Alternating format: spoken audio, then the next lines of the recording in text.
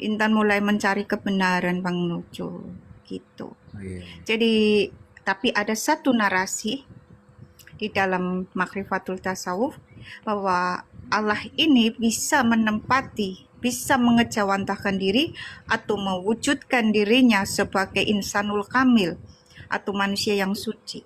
Dan Intan mengatakan pada ibunya Intan, yang berhak menyandang itu hanya satu sosok, yaitu Isa Al-Masih. Karena Intan Amin. waktu itu kan belum memahami Yesus Kristus kan.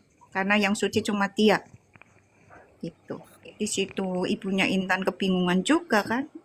Jadi kalau berdebat sebenarnya Intan yang menang, Bang. Tetapi dia itu berusaha untuk mengcover gitu kan, bahwa Intan tuh nggak tahu apa-apa gitu.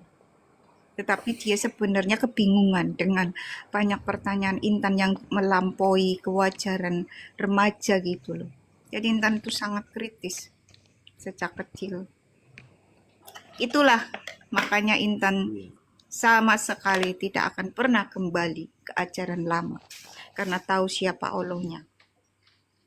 Nah, Oh, Intan kan nggak cuman praktek ya, teorinya juga akhirnya disinkronkan. Kita harus tahu teorinya juga.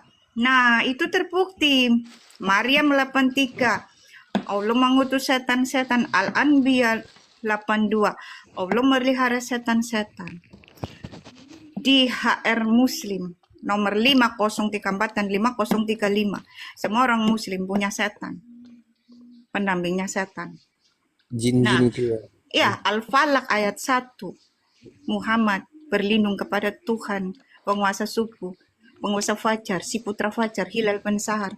Jadi Intan nggak mau cuman teori, prakteknya pun harus tahu. Dan itu sinkron antara teori dan praktek. Intan sudah tahu siapa Allahnya. Disitulah Intan akhirnya mencari tahu sebenarnya Allah yang benar itu siapa. Dan Intan temukan ketika Intan mempelajari seluruh satanisme siapa yang paling dibenci.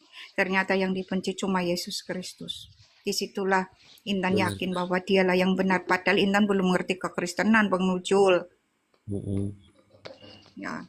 Tapi Intan sok-sokan dulu ya, belum mengerti kekristenan sedikit pun dan belum tahu siapa dia.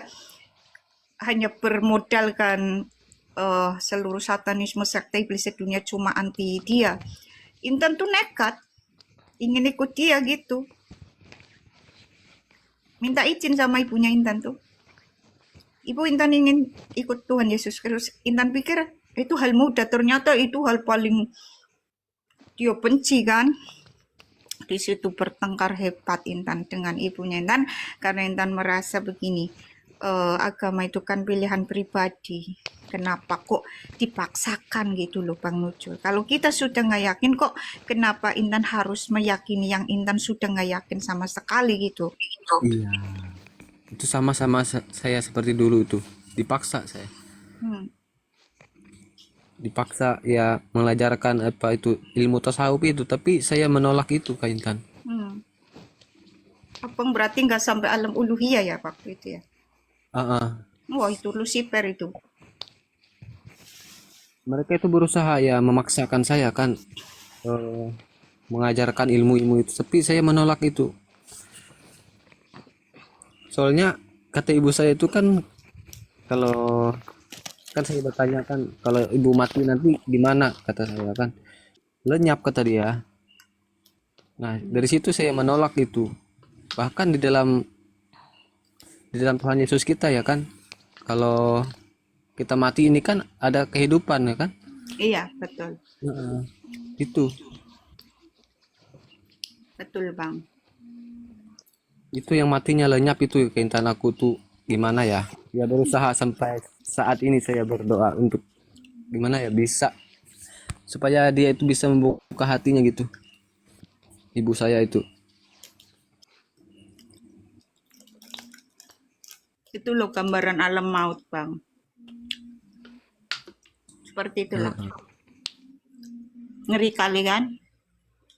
Nah, Iya. orang-orang muslim nih, bertobatlah kau jangan sampai dijemput para malaikat maut. Intan itu kalau ngomong Lukas ya, yang penting nggak kasar. Intan berdasar Mantap, data. mantap. Intan nggak bisa ngomong basa-basi. Itu Intan sehari-hari pun diterapkan dalam kehidupan sehari-hari pun nggak bisa basa-basi. Ngomongnya apa adanya aja. Iya atau tidak.